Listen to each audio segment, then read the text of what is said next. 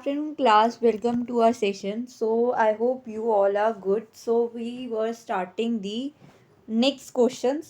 Okay, जो हमारे रह गए थे, मैंने कुछ आपको कल तक तो 17 क्वेश्चन करवा दिए थे, ठीक है। और जो हमारी फर्स्ट क्लास में मैंने आपको 10 क्वेश्चन करवाए थे, जितने आज हो जाते हैं उतने कर लेंगे। बाकी कल तक ऑलमोस्ट यही है कि मैं चैप्टर एंडिंग कर दूँ अब बस, ठीक है। बहुत लंबा चल लिया।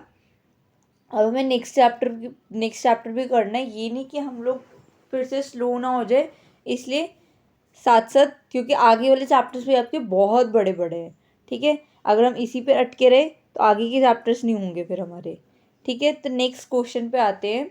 ओके, और कल की क्लास आपको क्लियर होगी जो मैंने आपको कुछ क्वेश्चंस करवाए थे, आज और कर लेते हैं। Work is worship is a leading construction company.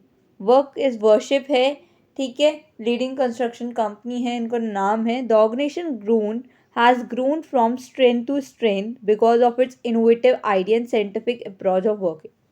जो ऑर्गेनाइजेशन है ग्रोन कर रही है स्ट्रेंथ टू स्ट्रेंथ बढ़ाई जा रही है, बिकॉज क्योंकि अपने इनोवेटिव आइडियाज़ के थ्रू और साइंटिफिक अप्रोच के थ्रू, ठीक है, उनके काम करने के थ्रू वो अपनी स्ट्रेंथ, अपनी ऑर्गेनाइजेशन की स्ट्रेंथ बढ़ाई बार थोड़े थोड़े टाइम बाद बढ़ती जा रही है। 10 years back to the organisation went through a revolution. अगर 10 साल पहले की अगर हम बात कर रहे हैं organisation through the revolution, all the operation and activity were properly noticed and the standard time taken to perform them was noted. जितने भी ऑपरेशंस हैं, ऑल दी ऑपरेशन जो एक्टिविटीज़ उधर करी जा रही है प्रॉपरली नोटिस कर रहे हैं, एक स्टैंडर्ड टाइम दिया जा रहा है, ठीक है, टेकन, ताकि हम लोग उस चीज़ को परफॉर्म कर सके उसके अकॉर्डिंगली, स्टैंडर्ड टाइम के अकॉर्डिंगली, ठीक है। This took a few month and now the company could find out the amount of workers require and the number of days to be involve in a various manufacturing process. अब ये क्या कर रहे हैं, जितने भी फ्यू मंथ रह गए हैं, now the company could find कुछ अमाउंट ऑफ वर्कर्स रिक्वायर्ड, उनको चाहिए नंबर ऑफ डे, ताकि वो अपना मैन्युफैक्चरिंग प्रोसेस जो है वो कंप्लीट कर सके, ठीक है। A year later they move to another level of considering stress involve in the lives of the worker. तो जितना भी हमारा आफ्टर द ईयर लेटर जो हम लोग मूव करेंगे another level of the considering, ताकि हम अपने स्ट्रेस का जो इन्वॉल्व है अपने लिव्स ऑफ द वर्कर्स है वो क्लियर स्टैंडर्ड कर दे उनका। The amount and frequency of rest interval finishing a particular task पर नोटेड। जो मेरे फिनिशिंग प्रोडक्ट्स हैं उनको पर्टिकुलर एक टास्क हमें कंप्लीट करना है, इसकी फ्रीक्वेंसी बतानी है, जितने भी रेस्ट इंटरवल्स रहेंगे उनको फिनिशिंग पे लेकर आना है। This helped the company in optimizing the rest interval for the workers so the output could be increased. जितने भी हम लोग कंपनीज में हेल्प करते हैं रेस्ट इंटरवल्स है वर्कर्स के, वो आउटपुट्स बताते हैं ताकि हमारे आउटपुट्स इंक्रीज हों। जितना जितना हम लोग अपनी कंपनीज के बारे में बताएंगे उतनी हमारी कंपनीज में वर्कर्स की इंक्रीजमेंट होती रहेगी। After 6 months the company decided to reward the efficient worker. जो जिसने इतना अच्छा काम किया वो उसको रिवॉर्ड्स भी दे जाएंगे, उन्होंने ये भी सोचा। Are different rate wage payment were decided for those worker who perform above the standard, ताकि जो जो वर्कर डिसाइड कर रहे हैं, परफॉर्म कर रहे हैं अबव द स्टैंडर्ड, उनको भी काम कर सके। द स्टैंडर्ड वर डिसाइडेड, उन्होंने स्टैंडर्ड डिसाइड कर लिया था। This led to be revolutionary changes in the perspective of the worker. जो रिस्पेक्टिव है रिवोल्यूशनरी, कुछ रिवोल्यूशनरी चेंजेस आते हैं उसके अंदर वर्कर्स नॉर्मली क्या करते हैं, अपने स्टार्टेड करते हैं अपना एफर्ट्स, अपना फुल एफर्ट्स देना शुरू कर देते हैं, क्योंकि साथ साथ उनको ऑर्डर्स भी जो हैं, उनके वेजेस जो हैं वो भी बढ़ रहे होते हैं। जितने ज़्यादा एफर्ट्स हम लोग लगाएंगे, ऑर्डर जितने ज़्यादा आएंगे हमारी कंपनीज को, उतने ज़्यादा हमारे लिए प्रॉफिट है कि हमें एक रिवॉर्ड मिलना शुरू हो जाएगा। तो उसमें यही बताया है, which concept of management has been discussed in the above case. इसके अंदर आपको ऐसा कौन सा कॉन्सेप्ट दिया गया है, कौन सा कॉन्सेप्ट ऑफ मैनेजमेंट यहाँ पे डिस्कस किया गया है। Name the 3 types of the management concept highlighted above, also identify the line where these type have been indicate, ठीक है। तो अब हमें कौन सी मैनेजमेंट बताया है, इसके अंदर हमें कुछ पॉइंट्स जो हमें पता चले थे, मैन्युफैक्चरर की वेरियस टाइम ले रहे, स्टैंडर्ड टाइम पता चल रहा है। तो एक टाइम स्टडी के बारे में हमने पढ़ाया था, मैंने आपको। स्टैंडर्ड टाइम वही लेते हैं जो वेल डिफाइंड जॉब परफॉर्म कर रहे होते हैं, ठीक है, अपना टास्क एक टाइम पे, स्टैंडर्ड टाइम पे कंप्लीट कर रहे होते हैं, ठीक है। अंदर अगर हम लोग माने on the basis of several observation, अगर मैंने कुछ ऑब्जर्व करे एक स्टैंडर्ड टाइम टेकन पे, तो वो 20 मिनट्स तक का हो कि हाँ मैंने इतने मिनट में इतने बॉक्सेस कंप्लीट कर लिए। तो एक तो हमारी टेक्निक टाइम स्टडी पे आ रही है, ठीक है। दूसरी क्या आ रही है, दूसरी जो हम लोग पढ़ेंगे इन्वॉल्व की वर्कर्स जो जहाँ पे आ रहे हैं, देखो यहाँ पे आंसर भी दिया हुआ है, टाइम स्टडी, जितने भी ऑपरेट कर रहे हैं प्रॉपरली स्टैंडर्ड टाइम बता रहे हैं वो चीज़। और नेक्स्ट जो आ रही है फिटिक स्टडी, इसलिए आ रही है क्योंकि उसके अंदर हम लोग, कई लोग उधर थक भी रहे हैं, टायर्ड हो रहे हैं, रेस्ट करना चाहते हैं वाइल वर्किंग के थ्रू, उनको फिजिकली मेंटली वो लोग ठीक नहीं है उनको, तो ये भी परफॉर्म कर रहे थे कि हाँ उनको स्टैंडर्ड तो उन्होंने डिसाइड कर लिया है। देखो यहाँ पे फ्रीक्वेंसीज रेस्ट ऑफ इंटरवल, मैंने अभी आपको बताया था कि हाँ frequencies of rest of interval particular task were noted, वो नोटेड नहीं किया जा रहा है, वर नोटेड अमाउंट, जो फ्रीक्वेंसीज हैं जो फटीग स्टडीज़ की, वो रेस्टली अगर हम लोग नॉर्मली एक प्लांट को वर्क इतना टाइम देते हैं कि आप 3 शिफ्ट्स लो, ठीक है, नॉर्मली ना plant work takes in 3 shift में बांट देते हैं, 8 आवर्स का काम है। Even a single ship of worker, अगर एक सिंगल पर्सन भी सम कुछ रेस्ट इंटरवल लेगा, उसको खाना तो चाहिए ना, उसको ये तो नहीं है कि वो नॉर्मली बिना उसके काम करेगा, तो उसको टाइम भी चाहिए उसको रेस्ट करने का, तो रेस्ट इंटरवल वर्कर्स को आउटपुट जो मिल रहा है उसके अकॉर्डिंगली नहीं मिल पा रहा है, तो फटीग स्टडी यहाँ पे काम आ रही है, रेस्ट ही नहीं मिल रहा है उनको, ठीक है। और है डिफरेंशियल वेज सिस्टम, मैंने आपको डिफरेंशियल पीस वेज सिस्टम बहुत अच्छे से बताया था कि different rate of way payment but decided to those who work perform about above the standard, जो वर्कर्स अबव द स्टैंडर्ड काम कर रहे हैं, जिनको स्टैंडर्ड टाइम मतलब उनको पता है कि बेसिस ऑफ वर्क की करना कैसे है काम, एफिशिएंटली वो काम कर पा रहे हैं। मैंने आपको एक अच्छा सा एग्जांपल भी दिया था, याद होगा आपको तो, है ना। तो उससे आपको क्लियर हो जाएगा कि हाँ इसके अंदर आपको क्या दिया जा रहा है, डिफरेंशियल पीस वेज सिस्टम भी दिए जा रहे हैं। ओके, नेक्स्ट पे आते हैं। एक बार जब भी आप लोग कॉन्सेप्ट कर रहे हो ना, तो यहाँ पे देख लिया करो कि हाँ हमें कौन से पॉइंट्स यहाँ पे दिए गए हैं, ठीक है। आप पहले केस स्टडीज को क्लियर करा करो, देन अपने आप क्वेश्चन क्लियर हो जाता है। क्लियर है। नेक्स्ट पे आते हैं। Sanchit, after completing his entrepreneurship course from Sweden, returned to India and started a coffee shop, Aroma Coffee Can, is now famous mall in Delhi.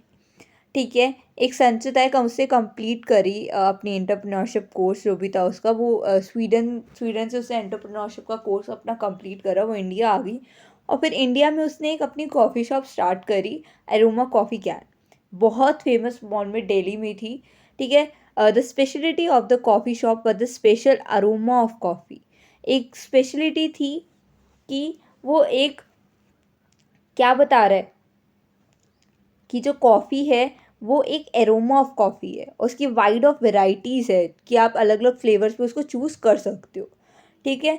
Some how the business was neither profitable not popular, जो business था ना ही profit कमा रहा था ना ही popular था। Sanchit was keen to find out the reason, अब संचित क्या करना चाहता था कि यही करना चाहता था, वो फाइंड आउट करना चाहता था कि हाँ मैं कैसा रीजंस लूँ, कैसे मैं समझूँ कि मेरे को कैसे हैंडल करने किसी सिचुएशन को, तो अब मेरे को ना तो प्रॉफिट हो रहा है ना ही मैं पॉपुलर हो रहा हूँ, तो उसको कुछ कुछ चीज़ें समझ नहीं आ रही थी, ठीक है। ही अपॉइंटेड संध्या, वो संध्या को अपॉइंट करता है MBA फ्रॉम रिपीटेड कॉलेज, वो MBA रिपीटेड कॉलेज से करती है, as a manager to find out the causes for the same. अब संध्या को वो अपॉइंट करता है, हायर करता है एज अ मैनेजर के फॉर्म में, ठीक है। Sandhya took feedback from the clients and find out that they love the special unique aroma of coffee but were not happy with long waiting time being taken to process the order. अब संध्या ने कुछ लोगों से feedback लिया कि क्या problem आ रही है, ठीक है। Love the special unique aroma, जो अरोमा है कॉफ़ी का वो उसमें लोग हैप्पी नहीं थे, लॉन्ग टाइम लग रहा था प्रोसेस ऑर्डर लेने में। She analyse and found out that there were many unnecessary obstructions between which she could be eliminated, ताकि वो एनालाइज कर रही थी कि कैसे कैसे unnecessary obstructions आ रहे हैं ताकि वो एलिमिनेट कर दे जो भी आ रहे हैं. She fix a standard time for processing the order. एक स्टैंडर्ड टाइम बना दिया उसने, एक टाइम बता दिया कि हाँ इस टाइम तक हम लोग अपना ऑर्डर प्रोसेस कर लेंगे. She also realized that there were some flavors whose demand was not enough. वो उसे रियलाइज़ भी कर ले जो फ्लेवर्स थे उनके अकॉर्डिंगली, डिमांड के अकॉर्डिंगली इनफ नहीं थे. ठीक है. She also decided to stop the sale of such flavour. जो भी सेल ऑफ सच फ्लेवर्स थे उसे स्टॉप कर दिया. As a result within a अ शॉर्ट पीरियड Sandhya was able to attract the customer. अब वो संध्या अट्रैक्ट होने लगी थोड़े टाइम बाद ही. Identify the and explain two techniques of scientific management use by Sandhya to solve the problem. सबसे पहले उसने क्या बनाया, सबसे पहले उसे टाइम का चेक करा. ठीक है. टाइम स्टडी करी. देन एक और काम करा, उसे फ्लेवर्स का चेक करा. तो उसने एक जो मेथड उसे एक जो दूसरा लगाया होगा may be simplification of work, जिसके अंदर क्या होता है, टाइम स्टडी तो हमारी यूज़ हुई हुई, सिंप्लीफिकेशन ऑफ वर्क क्यों यूज़ हुई, क्योंकि उसके अंदर जो वेराइटीज़ आ रहे थे, फ्लेवर्स जो चेंज करना चाह रही थी, इट सिर्फ वो लेबर मशीन टूल्स को उसके कॉस्ट बचा रहे थे. ठीक है. वो यूटिलाइज करना चाह रही थी ताकि हमारा रिडक्शंस कम हो. ठीक है. सिंप्लीफिकेशन ऑफ वर्क मैंने आपको क्लियर करा था कि इसके अंदर वैरायटी साइजेस अलग अलग जो आ जाते हैं. अब इसमें क्या था, इसमें क्या बता रहे थे कि कुछ आपको अलग अलग दिख रहा है, इधर वो लोग ज़्यादा से ज़्यादा वैरायटी ऑफ फ्लेवर्स चूज़ कर रहे थे, तो वो लोगों को पसंद नहीं आ रहा था. उसने ये चीज़ चेंज कर दी कि हम लोग अट्रैक्ट करेंगे कस्टमर्स को, किस बेसिस पे कुछ अलग स्टॉप किए दूसरे फ्लेवर्स और लेकर जाए, वो इनफ नहीं है. तो वेराइटीज़ हैं, ऑर्डर्स हैं, ठीक है, क्वालिटी है प्रोडक्ट की, तो हम लोग ऑलरेडी सिंप्लीफिकेशन ऑफ वर्क के थ्रू कर लेंगे. टाइम का क्लियर है, टाइम स्टडी भी है और सिंप्लीफिकेशन ऑफ वर्क भी है. टाइम क्यों, स्टैंडर्ड होना चाहिए, स्किल है कि हाँ एक परफॉर्मली हम लोग उस बेसिस पे अपना टाइम ले दें. ठीक है. नेक्स्ट है, a scientist working in a factory for the betterment of the operational aspect studied all the steps involved in the manufacturing of the product. एक साइंटिस्ट फैक्ट्री में काम करता है बेटरमेंट ऑपरेशनल एस्पेक्ट्स के लिए, सब कुछ स्टडी करा हुआ है उसने मैन्युफैक्चरिंग प्रोडक्ट्स के बारे में. ही इज़ वेरी अटेंटिवली, बहुत ज़्यादा अटेंटिवली है, नोटिस करता है, notice all sorts and movement to arrive at a simpler way of doing all the activity possible. हर चीज़ को नोटिस करेगा, बहुत अटेंटिवली देखेगा, बताएगा कि ये मूवमेंट्स हो रही हैं, ये अराइव हो रहा है, कि कहाँ पे क्या काम हो रहा है, बहुत ही एक्टिविटीज़ को, हर चीज़ को करता है. With his hard work he was able to bring down the number of activity. कुछ नंबर ऑफ एक्टिविटीज़ उससे करी. ठीक है. For the manufacturing for the final product, ताकि वो फाइनल प्रोडक्ट बना सके फ्रॉम 34 to 22. ठीक है. एक मैन्युफैक्चर से जो नंबर ऑफ एक्टिविटीज़ थी वो सारी मैन्युफैक्चर, ताकि वो मैन्युफैक्चर जो कर रहा है रॉ मटेरियल से प्रॉपर फाइनल प्रोडक्ट बना ले. This work was able to bring down the labour charges लग रहे थे, decrease the total time of production, बहुत कम लग था. Thus he give the organisation and added advantages. वो चाहता था कि ऑर्गेनाइजेशन में कुछ एडवांटेजेस मैं ऐड करूँ. Which type of scientific techniques is discussed. अब जहाँ पर कुछ भी हम लोग टाइम का देख रहे हैं कि जो बताया गया है कि 18 to 5 उन्होंने लेयरिंग करी, 34 to 22 उन्होंने एक टाइमिंग्स बताए. ठीक है. तो वर्कर्स क्या करते हैं कि हाँ हम लोग शॉर्ट्स एक हार्ड वर्क करना शुरू करते हैं तो उसको थोड़ा टाइम लग रहा होता है, उसके लेबर्स के चार्जेस बहुत लग रहे हैं, उसके टोटल जो टाइम प्रोडक्शन है वो कम लग रहा है. तो इसका जो साइंटिफिक टेक्निक है ना, साइंटिफिक टेक्निक मोशन स्टडी यही बताती है कि आप मूवमेंट तो कर रहे हो, लिफ्टिंग पुटिंग ऑब्जेक्ट्स को सिटिंग चेंजिंग कर रहे हो पोजीशन की, बट उसको जो आप कर रहे हो टिपिकल जॉब, वो अननेसेसरी मूवमेंट्स को कोई आपका लेस टाइम पे कंप्लीट कर दे, और जल्दी से जल्दी जितना जल्दी कंप्लीट करे कि उतनी हमारी कॉन्सेप्ट को उतने ही जल्दी हमारा क्लियर हो जाएगा. ठीक है.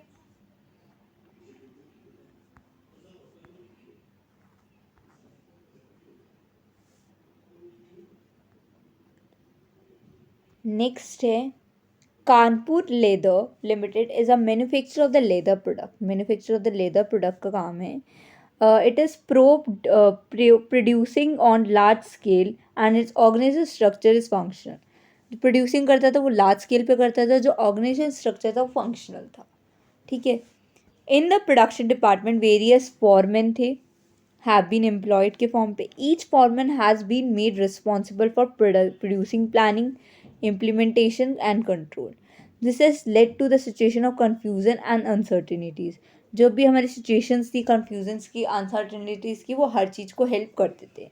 Suggest a technique of scientific management to Kanpur which may help to effectively organize planning and its execution.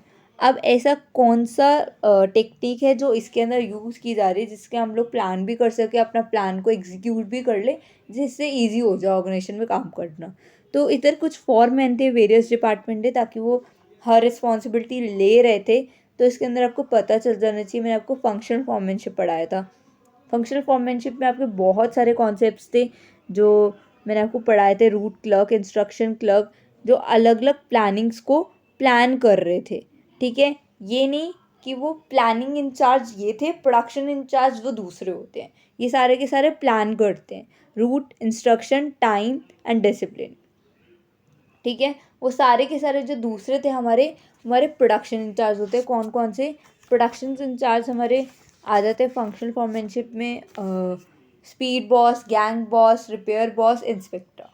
ठीक है, ये सारे के सारे प्लानिंग कैसे करते हैं? पहले रूट क्लर्क को रखेंगे, इंस्ट्रक्शन करेंगे, टाइम देंगे, कॉस्ट बताएंगे, डिसिप्लिन करेंगे। ठीक है, यही आ गया। ये देखो, ये पूरा कॉन्सेप्ट बना हुआ है यहाँ पे। ये प्लानिंग इंचार्ज के होते हैं, ये प्रोडक्शन इंचार्ज के होते हैं। ठीक है,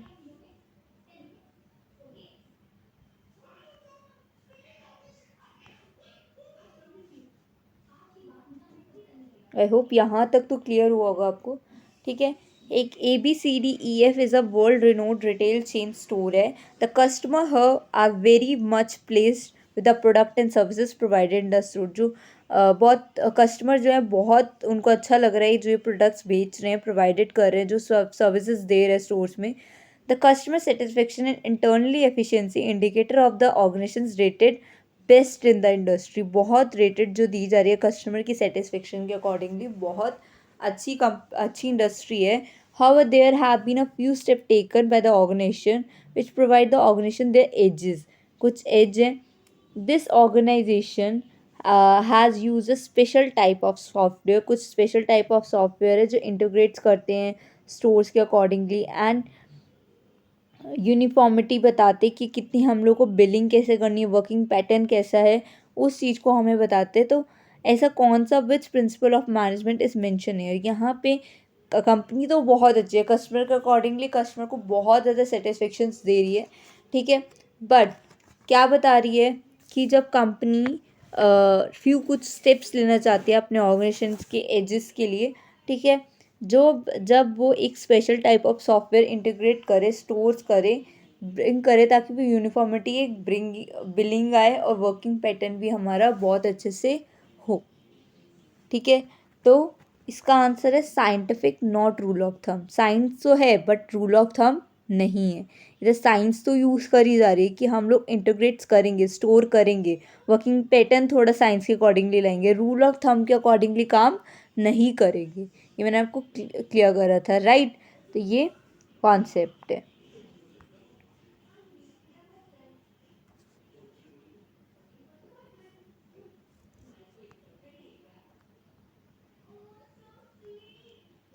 ओके, एक बार 24 पे आ जाते हैं, 23 बाद में करेंगे। We are the best public school through is discipline organisation है। It lacks well defined rules and regulations, बहुत लैकिंग करते हैं। With passage of time time management of the find out if there are proper rules and regulation of the students and the teacher, the result of the school improve, which nature of management is highlighted here। अब एक best school public school है, ठीक है, यहाँ पे क्या हो रहा है? यहाँ पे ये हो रहा है कि यहाँ पे हम लोग पेसेज ऑफ टाइम, जो मैनेजमेंट है वो क्लियर मैनेज नहीं कर पा रहा है, अपना टाइम फाइंड कर रहा है कि प्रॉपर रूल्स एंड रेगुलेशंस कैसे लाओ स्कूल में और स्टूडेंट्स टीचर में, कि उनका रिजल्ट इम्प्रूव हो सके। अब ये क्या बताते हैं कि जब हमारे स्टेप्स इम्प्रूव होंगे तो हम उस पर क्या करेंगे? जितना जल्दी हमारा काम होगा उतने ही हम लोग साइंस को क्लियर कर पाएंगे, राइट। तो आंसर क्या है इसमें? आंसर है कि form by practice and experimentation. Practice होनी चाहिए, एक्सपेरिमेंट होना चाहिए, तभी हम लोग एक मैनेजमेंट के अकॉर्डिंगली बना पाएंगे कि कैसा हमारा नेचर ऑफ प्रिंसिपल है। कि हाँ, अगर हम लोग कुछ चाहते कि रूल्स और रेगुलेशन माने, वो स्कूल में कोई रूल्स रेगुलेशंस ही नहीं है, तो हर मैनेजमेंट यही चाहते हैं कि रूल्स रेगुलेशन हो स्टूडेंट में भी और टीचर्स में भी, ताकि हमारे स्कूल का रिजल्ट इम्प्रूव हो सके।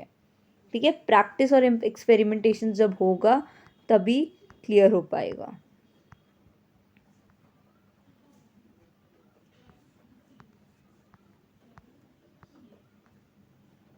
ये कुछ ज़्यादा ही बड़े बड़े हैं। अच्छा, अब ये मोस्टली क्वेश्चंस जो है ना, आप लोग एक बार खुद कर देखो, तो आई होप आपको खुद अब क्लियर होंगे। तो मैं ऐसा करती हूँ, आज ये जो क्वेश्चंस रह गए हैं कि आप लोग खुद करो ताकि आपको खुद समझ आ जाए।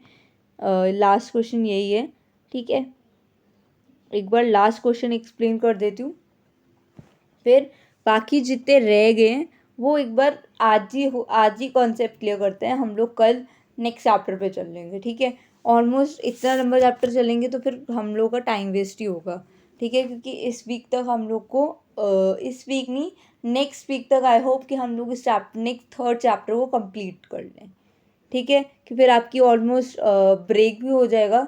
आई होप कि आपका थोड़ा टाइम तो ब्रेक चलेगा ही, ठीक है। तो वो भी उस पर भी हम लोग जितना हो सकता है रिवीजन करेंगे चैप्टर्स जून में भी, ठीक है। जून जुलाई अगस्त में तो आपको आई होप कि रिवीजन ही चलेगी पूरे 1 मंथ की।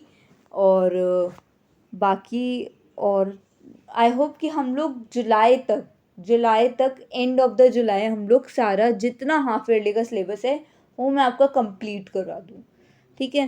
तो हमारे पास अभी ज़्यादा टाइम भी नहीं है, मेरे को लगता है मई शुरू हो गया, जून मई जून जुलाई, ठीक है। तो हम लोग जुलाई तक यही करेंगे कि हम लोग आधा सिलेबस जितना आ रहा है हाफ ईयरली में वो मैं आपको क्लियर करवा दूँगी। देखो जितना भी है, अभी मैं एक बार चेक कर लूँगी कि आपकी यूनिट वाइज जो आपकी यूनिट वाइज है ना, ये चैप्टर आपकी जो पहली बुक है या एक ही जो बुक है उसके अंदर आपके टोटल 12 चैप्टर है शायद, ठीक है।